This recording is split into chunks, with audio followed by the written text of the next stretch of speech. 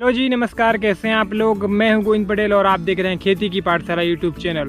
खरपतवारनाशी का उपयोग हम लोग करते हैं, धान में भी करते हैं, सोयाबीन और अन्य भी फसल में हम लोग खरपतवारनाशी का प्रयोग करते हैं।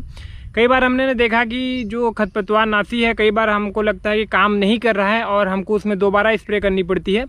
तो मैं आज आपको कुछ ऐसे सावधानी बताऊंगा, छोटी छोटी टिप्स है जो कि आपके जो खरपतवारनाशी का प्रॉपर तरीके से काम करने में भी मदद करेगा और आपके खर्चे की भी बचत होगी। सबसे पहले मैं आपको कुछ पॉइंट के बारे में बताने वाला हूं। तो कुछ पॉइंट को अगर आप फॉलो करते हैं तो बेशक जो आपका खरपतवारनाशी है अच्छे ढंग से काम भी करेगा और आपको उसका रिजल्ट भी अच्छे देखने को मिलेगा। सबसे पहली बात आती है कि खरपतवारनाशी का उपयोग करते समय हमको नोजल में सबसे ज़्यादा ध्यान रखना पड़ता है। एक फ्लैट जेट या फिर फ्लैट फैन नोजल आती है। सामान्य नोजल जो हम लोग यूज़ करते हैं, 2 आंख वाला, 1 आंख वाला, उसमें आप देखिए कि जो फवारा पड़ता है वो एकदम गोल तरीके से पड़ता है, बीच का भाग खाली रहता है। जो हमारे जो दवा का स्प्रे होता है वो एक राउंड में होता है, बीच का भाग खाली रहता है। इसलिए आपने देखेंगे कि कहीं कहीं का खरपतवार ख़त्म होता है, कहीं कहीं बच जाता है। तो उसका कारण ये रहता है कि नोजल को सबसे इम्पोर्टेंट रहती है, आपको फ्लैट फैन या फिर फ्लैट जेट नोजल का उपयोग करना है। दूसरे नंबर पर आती है कि जो खरपतवारनाशी का हम लोग घोलते समय क्या क्या सावधानी रखें। सबसे पहली बात यह रहती है कि जो खरपतवारनाशी होती है उसको आपको टंकी में 1/3 पानी देने के बाद खरपतवारनाशी दवा का आप उसमें डालें। कहने का मतलब जैसे 15 लीटर का टंकी है तो लगभग आप उसमें मतलब 8 से 10 लीटर आप उसमें पानी दे दीजिए। देन उसके बाद जो है आप उसमें खरपतवारनाशी को डालिए। उससे क्या होगा, कई बार जो पानी का पीएच अनबैलेंस रहती है, हर एक जगह भारत में अलग अलग पानी का पीएच रहता है, तो वहाँ पर वो परफेक्ट काम करता है। तीसरे नंबर पे ये आती है कि जो पाउडर वाला जो खरपतवारनाशी होते हैं, तो पाउडर वाला खरपतवारनाशी को हम लोग किस तरीके से उपयोग करें। देखिए, पाउडर वाली खरपतवारनाशी को उपयोग करने के लिए सबसे पहले पाउडर की निश्चित मात्रा लेके हमको उसकी पेस्ट बना लेना रहता है। थोड़ी सी ये जो पाउडर वाला जो मात्रा लेके उसमें थोड़ी सी पानी आप दे देंगे, देन उसको हम लोग घोल के पेस्ट बना लेते हैं। उस पेस्ट को हमको टंकी में या फिर जो ड्रम रहती है उसमें हमको डालना रहता है। और जो चौथे नंबर पे आती है, जो पाउडर वाले जो खरपतवारनाशी रहते हैं, पाउडर वाले खरपतवारनाशी अक्सर नीचे बैठ जाते हैं। तो इसीलिए हमको खरपतवारनाशी को बीच बीच में ड्रम हो या फिर टंकी हो, किसी भी माध्यम से उसको हमको हिलाते रहना चाहिए।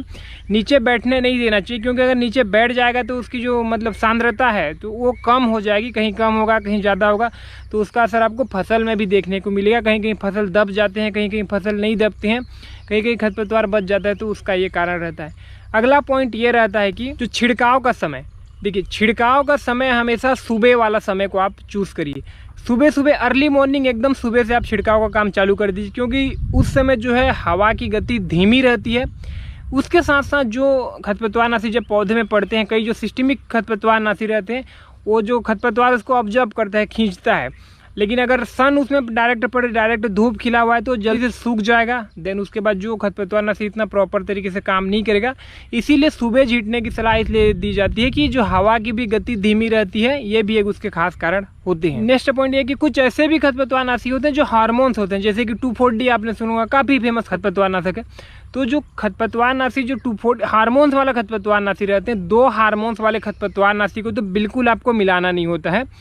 भले ही अन्य जो खरपतवारनाशी उसको आप मिला सकते हैं, लेकिन हार्मोन्स वाले खरपतवारनाशी को बिल्कुल आपको मिलाना नहीं होता है। अगला पॉइंट ये है कि खरपतवारनाशी का कम से कम 200 लीटर पर एकड़ के हिसाब से आपको पानी लेना रहता है। पानी की मात्रा को बिल्कुल आप कम न करें, पूरी तरीके से भीगने दीजिए, पूरी तरीके से तर होने दीजिए आपके जो जितने भी खरपतवार हैं उसको। अगला पॉइंट ये है कि जब भी आपको लगे कि बारिश होने की संभावना बनी है, जैसे कि अभी ना मेरे को छिड़कना था लेकिन बारिश बनने की संभावना है, तो इस समय स्प्रे वाले खरपतवारनाशी का स्प्रे न करें। लेकिन जिसको आप लोग ज़मीन में देने वाले हैं, कुछ जो हम लोग छिड़काव के माध्यम से देते हैं, कुछ जो ब्रॉडकास्ट छिड़क के जो देते हैं, तो वैसी वाली खरपतवारनाशी को अभी आपको देना रहता है जब आपको लगता है कि बारिश होने की स्थिति में है।